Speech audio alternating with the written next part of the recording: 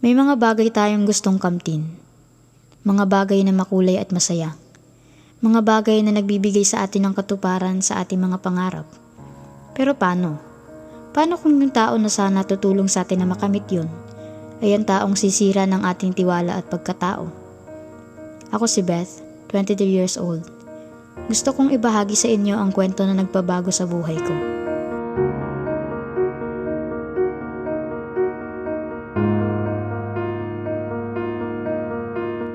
Sa murang edad, namulat ako sa karahasang ginagawa ng tatay ko sa nanay ko. Parang basahan kung ilang paso. Yung dating tamis ng kanilang pagmamahalan, kalaunay na palitan ng pait at dusa na dinaranas ng aking ina sa kamaon ng aking ama.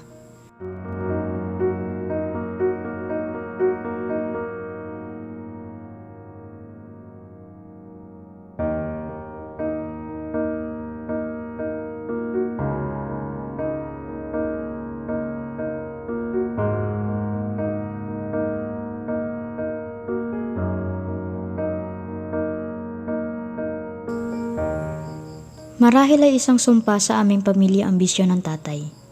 Sapagkat maging ang aking mga kapatid ay napilitang tumigil sa kanilang pag-aaral upang magtrabaho at pasanin ang bigat na dapat haligi ng tahanan ng bumubuhat.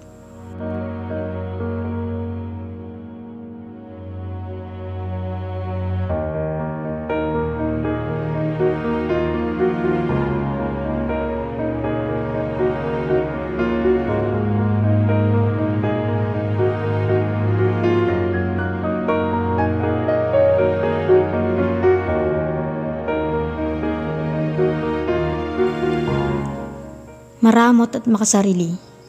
Yan ang mga katagang binibitawan ni tatay tuwing nagsusubi ng kanilang pinaghirapan ang aking mga kapatid. Walang takas kahit ang barya.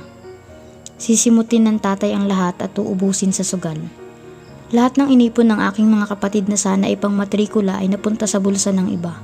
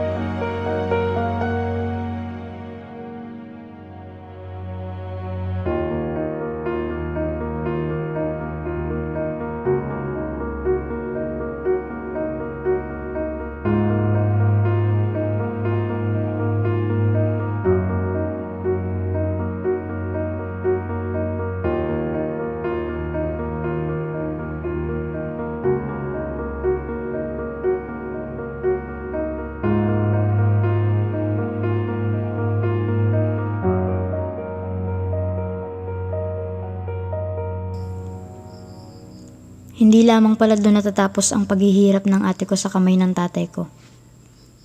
Naririnig ko ang bawat hikbi ng ate ko na humihingi ng tulong. Pinagsamantalahan siya ng aking amang wala sa sarili dahil lulong sa droga. Wala akong magawa sapagkat bata pa lamang ako. Gusto ko nang gumising sa bangungot na ito. Ngunit ang aking bangungot ay tila nilalaro ng tadhana. Isang tahimik na gabi ang biglang umalingaw-ngaw. Hawak ako ni tatay sa aking mga kamay. Nakagapos at di makapalag. Bakit? Unti-unti ko nang naiintindihan. Mahina ako. Wala akong laban. Di ko kaya.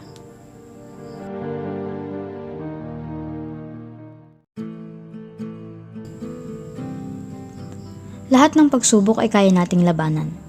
Kung kaya ko, kaya mo rin. Putulin natin ang taling nakabigkis sa atin mula sa mga mapang-abuso. May sandalan at karapatan tayo.